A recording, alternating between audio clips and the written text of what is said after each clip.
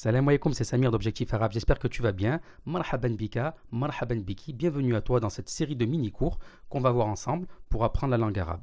Donc tout d'abord, ces cours s'adressent à ceux qui ne savent pas lire l'arabe, ceux qui partent de zéro. Et tu verras qu'à la fin de ces cours, tu pourras lire ton premier mot en arabe, Inch'Allah. Et une petite chose que je voulais te dire, ce ne sont pas des cours de tajwid. Le tajwid, c'est l'art de réciter le Coran. Ce ne sont pas des cours de Coran ou de récitation de Coran, ce sont des cours pour apprendre à lire l'arabe. Tu pourras lire le Coran, mais si tu veux le lire le psalmodiant comme le faisait le prophète Mohammed sallallahu alayhi wa sallam, ça c'est une autre science.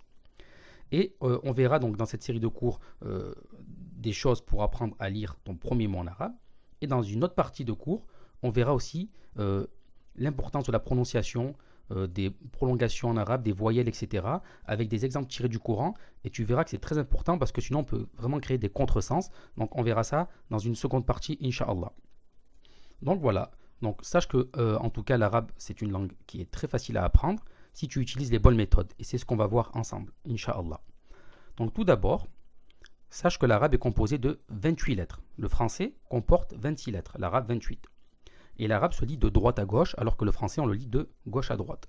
Donc au début, c'est vrai que ça peut te paraître déstabilisant, mais tu verras qu'au fur et à mesure que tu pratiques la lecture, tu verras que de lire de droite à gauche, ça sera tout à fait naturel pour toi. Donc qu'est-ce qu'on va faire dans un premier temps? Dans un premier temps, dans ce cours d'aujourd'hui, on va apprendre, on va lire les lettres de l'alphabet. Ne fais pas attention à la prononciation, juste écoute lorsque je vais réciter les lettres, et la prononciation, on le verra plus tard. Là, c'est pour que tu aies un aperçu général des lettres de l'alphabet, puisque c'est tout nouveau pour toi. Donc, on a 28 lettres et on lit de droite à gauche. Donc, il faut juste que tu ouvres grand tes oreilles et que tu écoutes. Alif, Ba, Ta, Tha, Jim,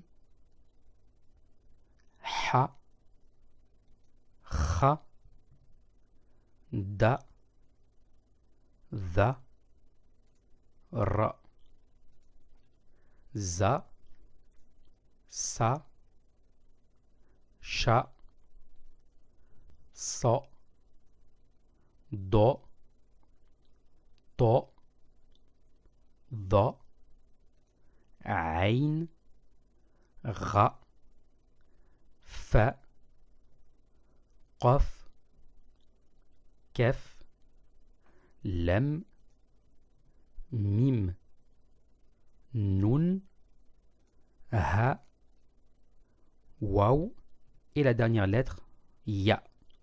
Donc comme tu peux voir, ça c'est 28 lettres de l'alphabet arabe.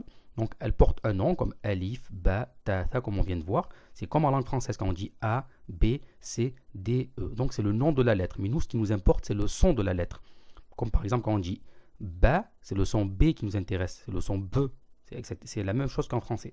Donc là, c'est pour que tu aies un aperçu général dans ce premier cours des lettres de l'alphabet. Tu peux les réécouter et essayer de les répéter.